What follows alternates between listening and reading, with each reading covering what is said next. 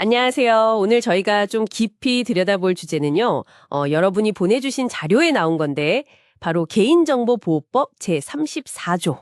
아, 네. 그 유출 통지랑 신고 시점 문제죠. 맞습니다. 특히 법에서 알게 되었을 때라고 하잖아요. 이게 대체 언제를 말하는 건지 오늘 그 의미를 좀 명확하게 파헤쳐 보려고 합니다. 네, 이게 실무에서는 정말 헷갈릴 수 있는 부분이거든요. 그렇죠. 이게 단순히 유출 사실을 딱 확정했을 때인지 아니면 뭐랄까 뭔가 좀 이상하다 이런 낌새를 감지했을 때부터인지 네네. 이 기준에 따라서 사실 기업 대응 속도도 그렇고 또 정보 주체 피해 규모도 확 달라질 수 있단 말이죠. 그렇죠. 법에서는 지체 없이 통지하고 또 조건 맞으면 72시간 내 신고하라고 하는데 그 시작점이 언제냐? 이게 중요하죠. 네, 아주 흥미로운 지점인데요. 자, 그럼 바로 한번 들어가 보시죠. 네. 먼저 그 법에서 말하는 개인정보 유출이라는 개념부터 좀 짚고 가야 하는데요. 이게 그냥 정보가 뭐 어디 공개됐다 이런 노출하고는 좀 달라요. 아, 다른 건가요? 네. 그러니까 처리자의 관리, 통제 범위를 아예 벗어나서요. 제3자가 내용을 볼 수 있게 된 상태. 핵심은 통제권을 잃었고 다른 사람이 접근 가능해졌다 이거거든요. 아하, 통제권 상실과 접근 가능성? 네. 바로 이 유출 상황에서 통제하고 신고해야 할 의무가 생기는 겁니다. 법조항 다시 보면 정보 주체한테는 지체 없이 알려야 하고 그렇죠. 네, 그리고 뭐 1000명 이상 유출됐거나 아니면 주민번호 같은 민감 정보, 고유 식별 정보가 포함됐거나 또 해킹 같은 외부 불법 접근이 원인이다. 이럴 때는 72시간 내에 개인정보보호위원회나 뭐 키사 같은 데 신고해야 한다. 이렇게 딱 명시되어 있잖아요. 네, 맞습니다. 여기서 바로 그 알게 되었을 때 이게 진짜 문제의 핵심인데 이걸 어떻게 봐야 할까요? 이게 법률 전문가들이나 아니면 규제 당국, 그러니까 개인정보보호위원회 입장을 보면요.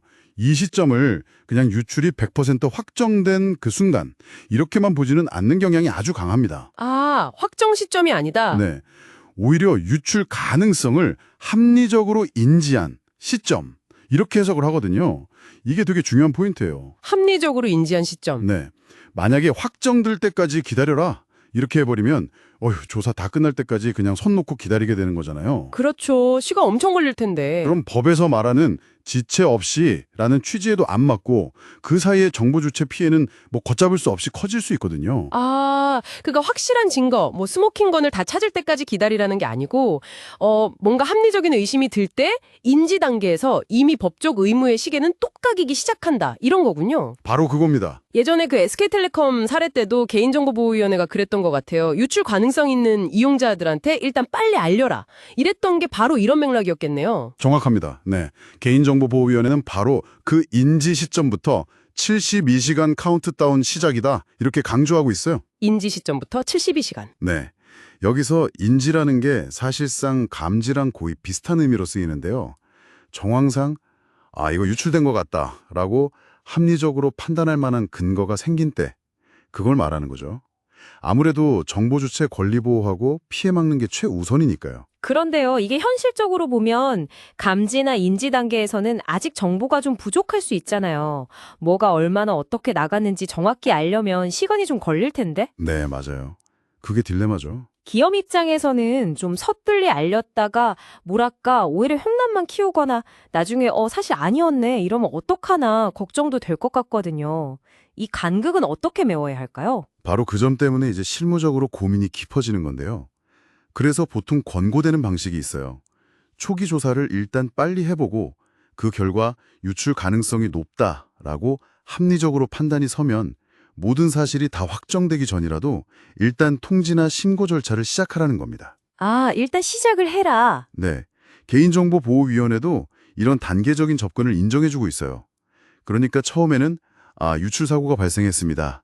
의심되는 항목은 이런 것들입니다. 같이 좀 기본적인 내용만이라도 먼저 알리고요. 네네. 그리고 추가 조사를 통해서 파악되는 내용들을 이어서 후속으로 알리는 방식이죠. 중요한 건 타이밍을 놓치면 안 된다는 거. 신속한 초기 대응이 중요하다는 겁니다. 그렇군요. 아, 결국 정리를 해보면 개인정보 유출했을 때 통지하고 신고해야 하는 의무는 모든 퍼즐 조각이 다 맞춰진 확정 시점이 아니라 유출 가능성을 합리적으로 인지하거나 감지한 시점, 훨씬 더 빠른 시점부터 시작된다고 봐야 한다는 거네요. 네, 맞습니다. 법에서 말하는 알게 되었을 때는 바로 이 합리적 인지의 순간을 가리키는 거고요. 그렇습니다.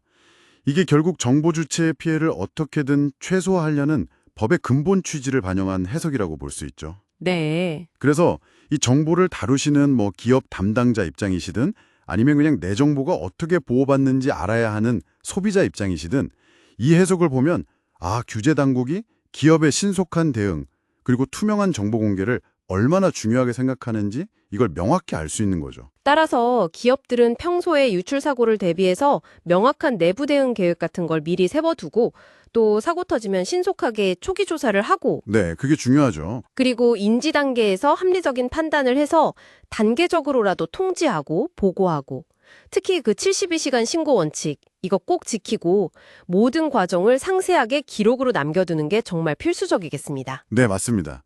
마지막으로요, 여러분께 한번 생각해 볼 만한 질문을 던져보고 싶은데요. 네, 어떤 걸까요? 자, 이렇게 법이 인지 시점부터 신속하게 대응하고 72시간이라는 아주 엄격한 시간 제한까지 요구하고 있잖아요. 네. 이런 상황에서 조직은 아직 불확실한 정보가 많은 그 상황 속에서 정확성이랑 긴급성, 이 둘 사이의 균형을 과연 어떻게 잡아야 할까요? 실제 상황에서 이 72시간을 효과적으로 지키려면 현실적으로 어느 정도 수준의 준비 태세를 갖춰야 할까요? 한번 고민해 보시면 좋을 것 같습니다.